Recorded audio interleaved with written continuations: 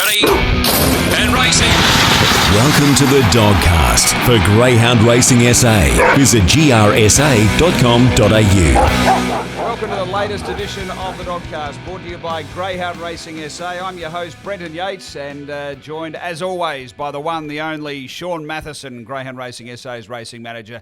Matho, look, big week coming up. Thursday night at Angle Park, we've got a fabulous night, and we'll also have a look back at what was a great weekend in the southeast. Yeah, we speak on the show quite regularly, Yatesy, about all of our feature race and how we're going through a wonderful period at this time. And on the back of the Mount Gambier Cup final, which we had last Sunday at Group 3 level, a wonderful race there. And leading into the Anniversary Cup heats this Thursday night, we've got three wonderful heats. Yeah. Interstate dogs, the best of our locals. You know, sort of say it's like a mini Adelaide Cup series, but I don't know. I mean, the quality's there. Yeah, absolutely. We'll also touch on the Breeders' Prelude, the second final that we had there last Thursday night, so plenty to come. Yep. That's all coming up on the Dogcast. Kick off Live Weekend with a night at the Angle Park Greyhounds with the 2024 Anniversary Cup on Thursday the 25th of April. Racing includes SA's second richest final, the 2024 Anniversary Cup and the SA Distance Championship. Book a 3-course meal at Chase's Restaurant for just $40. Gates open 5:30. General admission is just a gold coin donation with food vans, bar and free kids entertainment all trackside. Plus, you can putt for your chance to win a heap of prizes. Gamble responsibly. The Week in Review. Time for our Week in Review. It's brought to you by Fresh Pet Food Co. They are proud suppliers of fresh pet food for our Gap SA Greyhounds. They're, of course, in the Gap prison programs. They're based right here in South Australia. You can visit their website, freshpetfoodco.com.au for more information. Matho, our Week in Review, back to Thursday night. We had the final, Prelude number 2 of the Breeders, taken out by Spontaneous for Nicky Price. Yeah, no, really good run. I mean, we spoke on the show, Yatesy, last week that we felt all the form was going to come from wide on the track. Yeah, we did well, didn't we? The trifecta was the inside 3. 1, 2 and 3 came in. We were well off there. But, I mean, to be fair, that it was such an even field. The dogs on the inside began really well and sort of took the ascendancy away from the outside dogs, where the greyhound of Gavin Harris was able to lead initially, which was Springvale Blitz. Spontaneous sat in nicely in behind, and Winnie McGugan just on the outside there to pounce. I did think that Majestic McLaren got a good run across. I thought when he got to the fence heading sort of fourth out of the straight, I thought, wow, it's going to really finish on. Yeah, he just was so desperate for the rail and sort of blocked for a run off the back straight, lost a bit of ground. At this stage, Spontaneous had run to the front.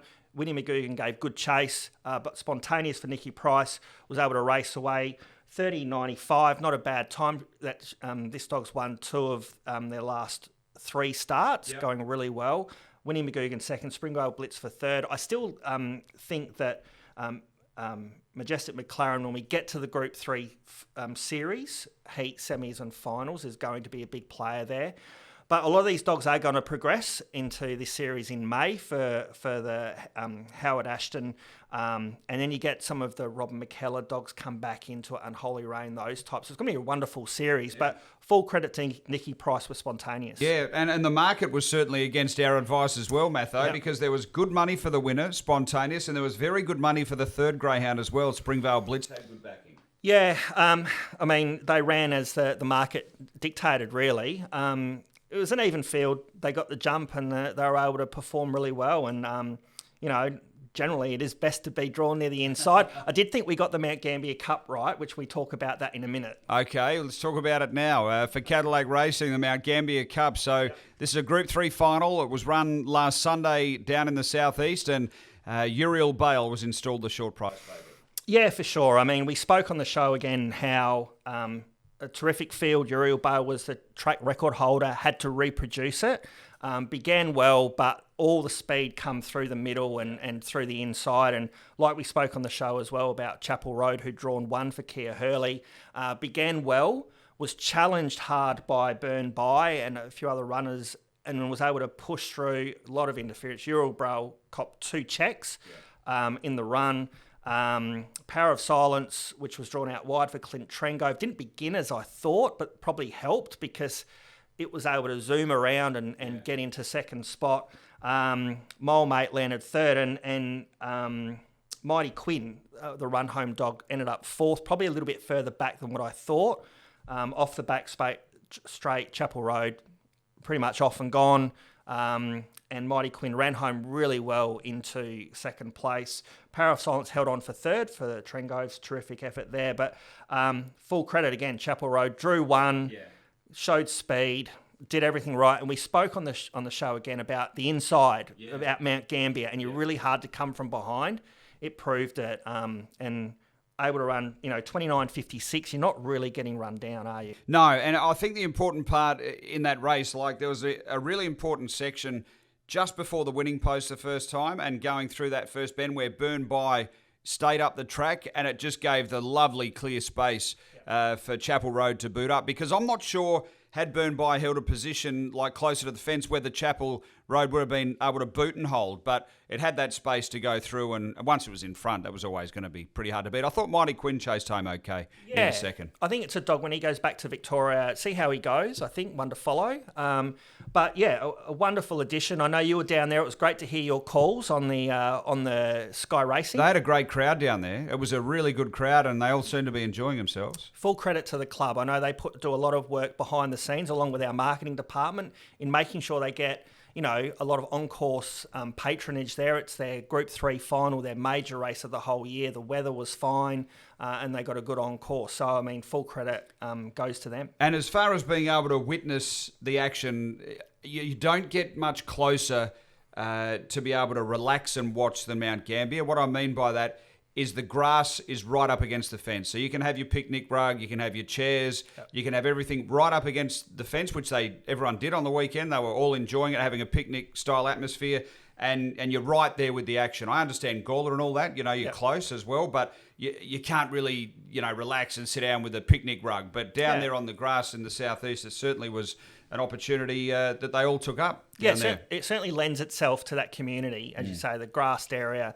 They get there, they're there pretty much all day with the kids and all that sort of stuff. So really good family entertainment. And, the dogs run super fast. I mean, anyone who's on course watching the best of the best go around have to be happy. Well, that's our week in review. A terrific week has gone by, but another big week is coming up. We've got the heats of the anniversary coming up. That's the Anniversary Cup on Thursday night, and we're about to check out all that info.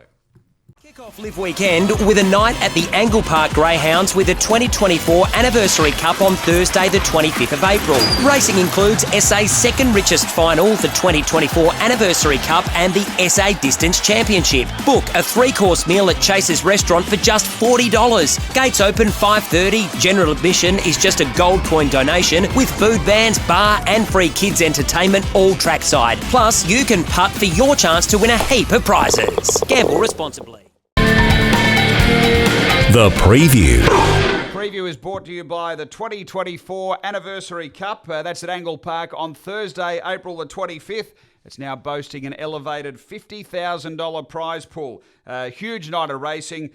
We've got the SA Distance Championship final on that night as well. Also the Putter Up promotion. Yep. Hopefully we've got some info from Matho on that today. It's only been 3 weeks in the making, where you can win a $2,000 Drummond golf voucher, hospitality packages. They're all selling fast, but jump on to greyhoundracingsa.com.au for all the information and get some access to the night. And I was having a chat to the girls up in the restaurant actually the other night, Matho, about the setup for Thursday, and I think they were saying it's a sit-down type meal. There's an option for that, and it's looking to be quite busy. So it's really jump on and book in if you want to get a piece of the action. Most definitely, I'd encourage everyone to book. You can certainly come along, but you don't want to not get an opportunity to sit upstairs and watch the racing in comfort up there. But bookings are fast, so please contact GRSA to make your booking.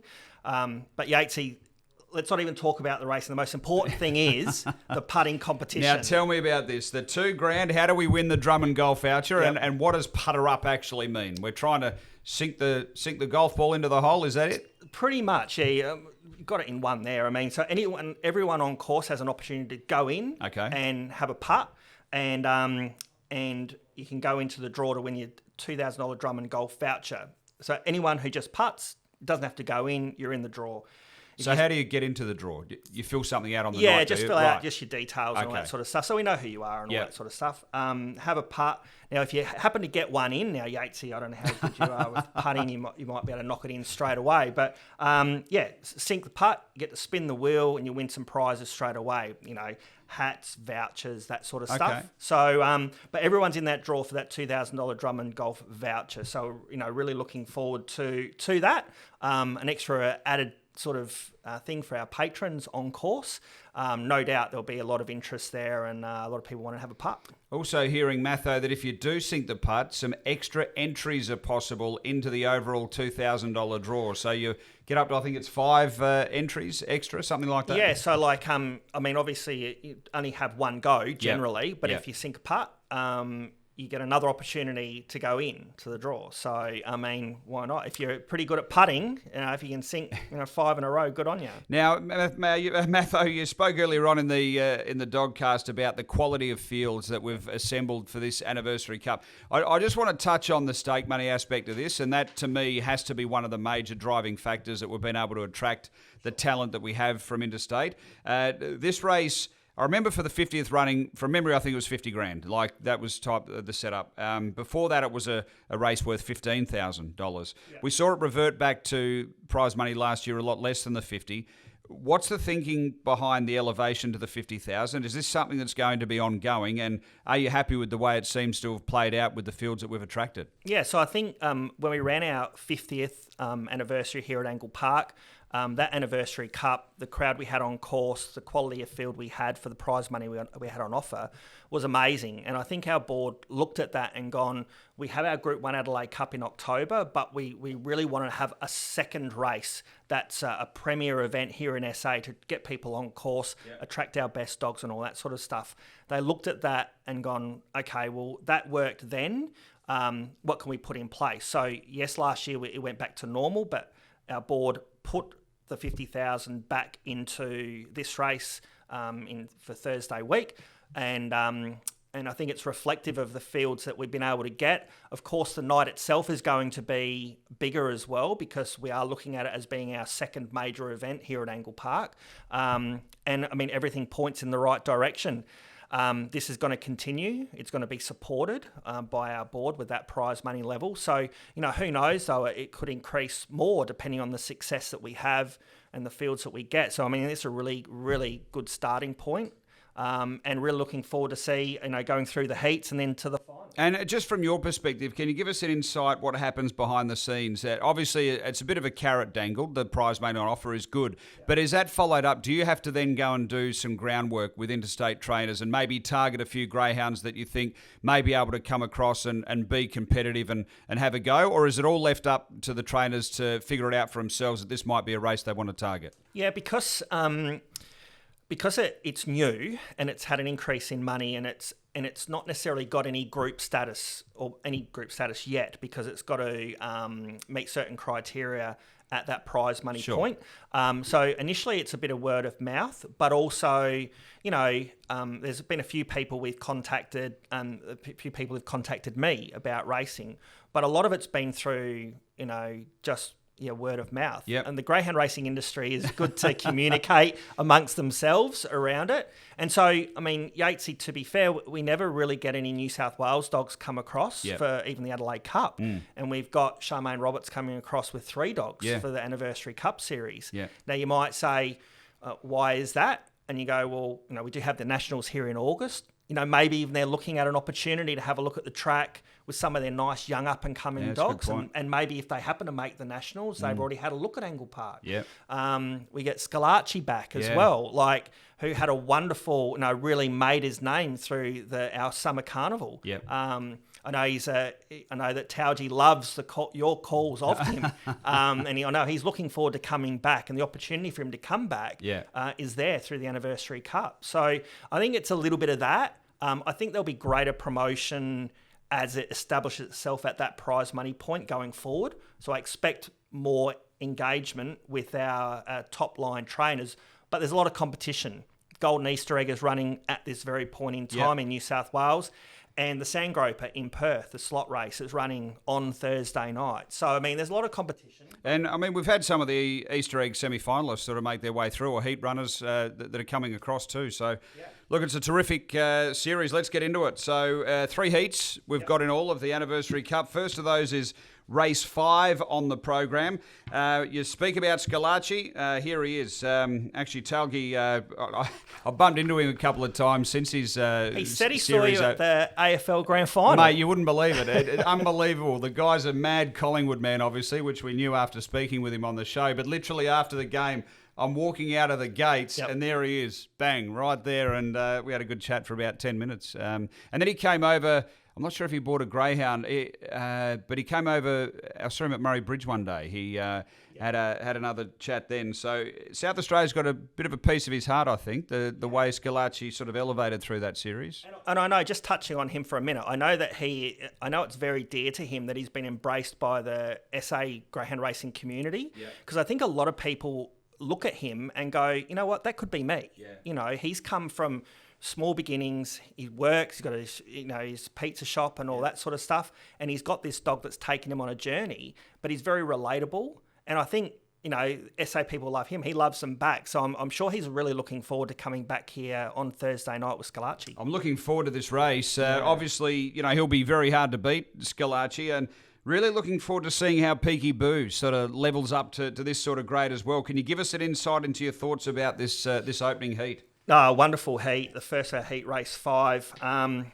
As you mentioned, probably the two dogs with Scalacci. I mean, we know how brilliant he is early here at Angle Park. Yeah. And we know that really pretty much any dog, he can lead any field here. Hope he recaptures that early speed and he jumps to the front and, can set some times. But Peaky Boo, going through the launching pad series, which was a restricted group race, steps into sort of open company for the first time. Yeah.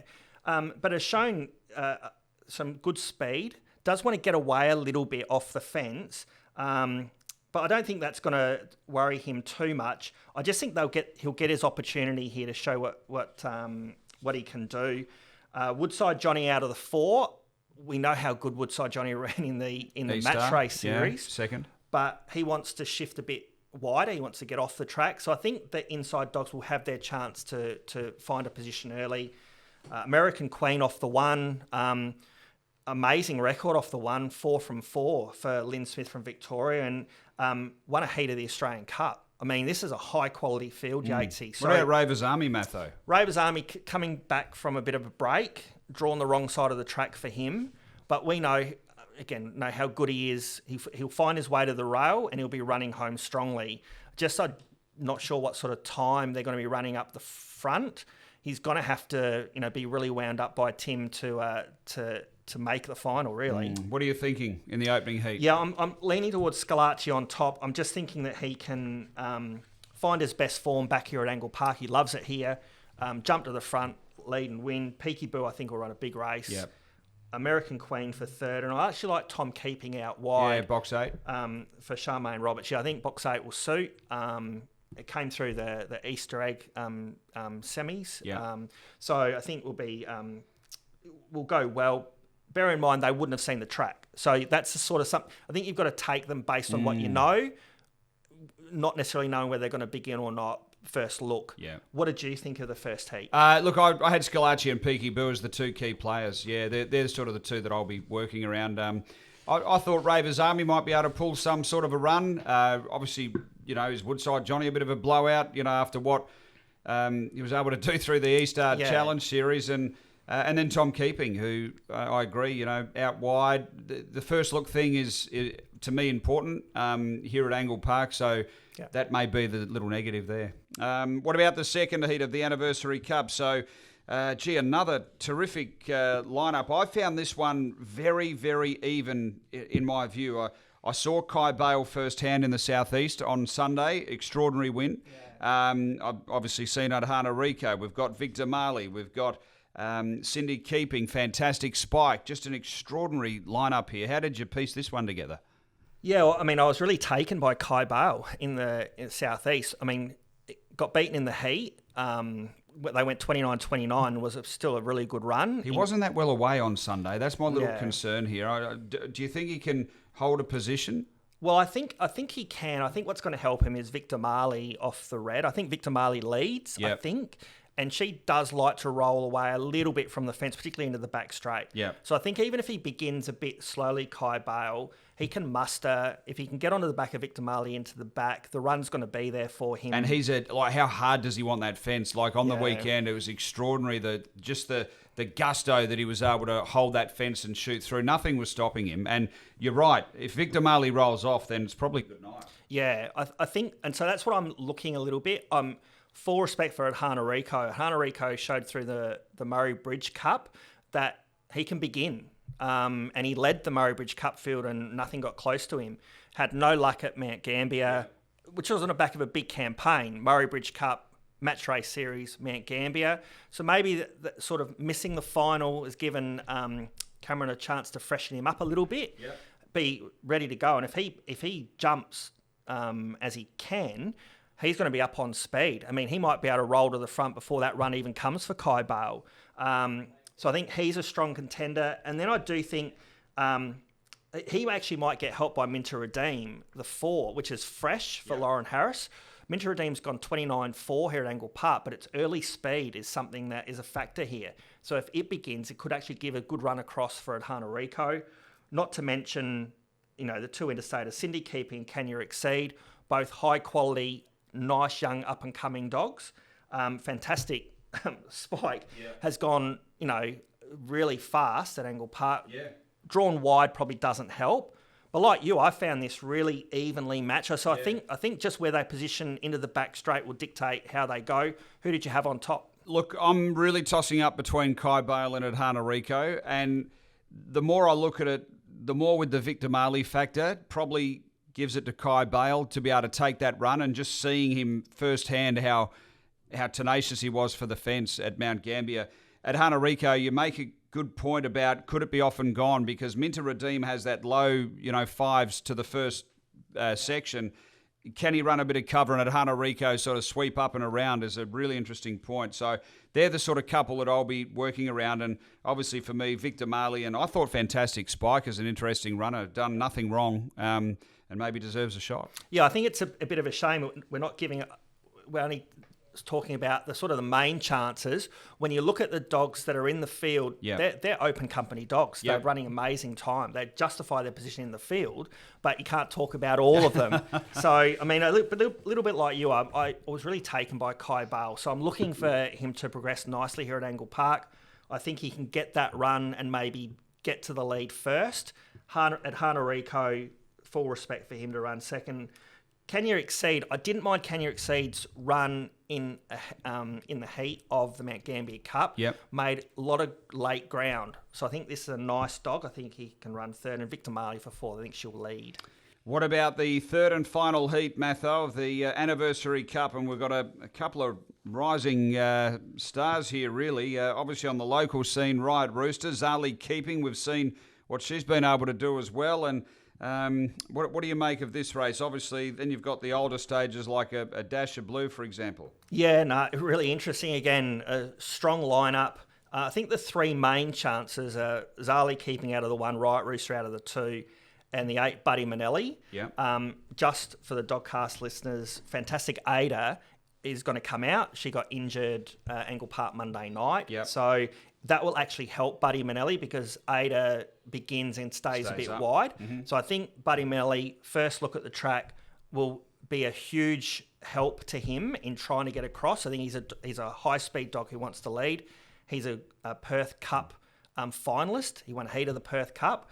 But I went towards the rail. I'm looking at Zali Keeping. I was really taken by her in the heats of the Easter egg. That was from the 1. Yeah, so I think from the 1, I think she gets the advantage here. I don't necessarily think Riot Rooster probably likes a bit off the track. Well, look, yes, and maybe now no. Yeah. Because I was quite taken by the way he ducked to the fence last run. I hadn't really seen, or maybe if I've seen him, I didn't remember it, but I haven't really seen him do it in that style and that fashion that he did the other night. I was more of the view that he did like a bit of room and space, but I saw him duck back to the fence and really push hard and go through. And I thought, okay, that's another dimension that maybe is now there, that maybe was there and perhaps I didn't see it before. But do you know what I'm talking about? Yeah. So maybe the two might be okay for him. I'm not sure. Well, I think we saw that. We also saw it in the match race series where he was quite happy to. I think he wanted to go to the outside of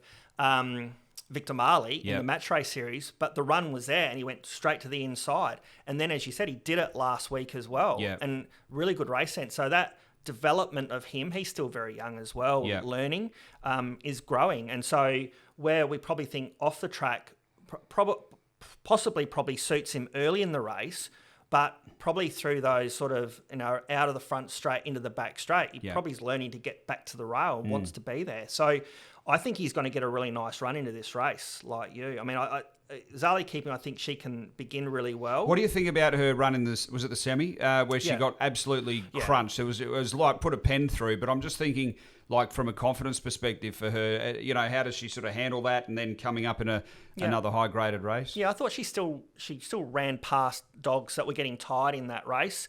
Yeah. You don't know how she's gonna be first look at Angle Park, new surroundings. I just think you go off what you sort of know, and I think she's got the speed to lead. I do think she's of the three of Charmaine Roberts, I'd probably like her the best. So I think I can make the final. Yeah. Buddy Manelli, I've got full respect for him. He bounced back to form last start at Sandown, I reckon it was, ran really fast time in leading. I would have liked him drawn closer to the fence first look, but I think he'll run really well. And then Riot Rooster for third. Got rhythm for Kia Hurley. I thrown in for fourth, got good interstate form, and Kia Hurley's team's going really well. Not to mention, as you mentioned, when you said about the Dash of Blue, Triumph, I think they're just going to probably be run off their legs a bit early, and whether or not they can get back into the race. But, they're high-quality greyhounds from SA. And look, the way they may need a little bit of luck, like a little bit of scrambling up front and then to get a nice run through. But you certainly can't put it past either of them. With the right sort of run, it's like you said before, these heats are, genuine top liners. I thought Zali Keeping and Riot Rooster were the pair that I'd be sort of working around, and I've got a soft spot for Dash of Blue, so I've got it in there as well. And look, I'd take on face value what you say about Buddy Manelli, but sometimes, the first looking out deep, I do like to maybe take them on a little bit. Well, so it'll be the first two from each of the heats, and then the two fastest thirds will progress. Okay. So even if there's they have a bit of bad luck, there's still that opportunity for them to make it through to the final, which is going to be such a hot final Thursday week. Yatesy, I just want to quickly touch on the staying race, which we spoke about on the show last week. Yeah. We've ended up with 4 dogs, which should have been the heats this week. We got 4 nominations. Clearly, we want to try to get to the final on Thursday week with as many nominations as we can get. So we've decided to run a 4-dog race this week. We did it in a lead up to the match race series. We did it in a lead up to the Easter Cup over 595. We want to support our stayers and hopefully give them every opportunity to get to our feature races. So hopefully these dogs will nominate for next Thursday night. We get a few more dogs come into the mix. And then we'll hopefully have a terrific final alongside the Anniversary Cup. Of note, probably Tim Aloisi's dogs like Wildfire and Zipping Neutron, which are probably expected to turn up here. I think they're heading off towards New South Wales, that 7:15 metre race at the Gardens. I think that's where they're going, the richest staying race in the world. So they're off to that.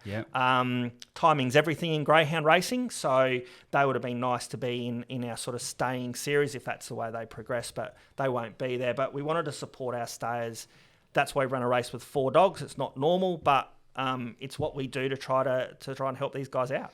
Terrific stuff. What about best bets, Matho, for Thursday night? What do you like on a massive program of racing? Tough meeting, Yatesy, as well. I mean, all 500 metre racing as well, which is terrific, and the depth through the whole card is excellent. I do like race 3, number 4, Mapunga Roz for Kia Hurley. Just touched on Kia's having a great run with her dogs. Mapunga Roz, 2 really good placings recently. Probably a slight drop back in class. She was against Peaky Boo last start in running third. Ran home really well. I just think with a touch of luck early, she should get a good run across from Blossom Michelle, who probably finds the front early. I think she'll be sort of up there third or fourth, and she's got probably the best run home. So I like her on top on Thursday night. What did you like on the obviously on the back of your Quinella getting up last Dogcast with Like Wildfire and Dash of Blue? So hopefully everyone jumped on board that. Well, small fish are sweet, Matho. I was in advance of the $2 range, so Mine didn't win. So I mean, I got donuts for mine. I tell you what, this is the first time I can remember that we're going head to head. Oh, really? Best bet. Okay. Yeah. So I like Claretown Slim. Okay. Now, I'd only won the one race over the track and trip before its win last start. Yep. But gee, I was taken the way he ducked back to the inside and really charged away. I thought it was a really nice win. Everything you said about the race shape, I think, is right in this. And I thought he's just going to get the lovely run in behind and maybe a bit strong late. So there you have it. Maybe a nice split bet for the listeners. Back them both. You can't go wrong. Yeah, swords at 5 paces. Okay, race 3, number 2, my best. Matho's race 3, number 4. Well, big night coming up Thursday, Matho. The putt-up promotion only a week and a half away, mate. So we're looking forward to it. That's it for the Dogcast, and look forward to seeing you at the racing on Thursday night.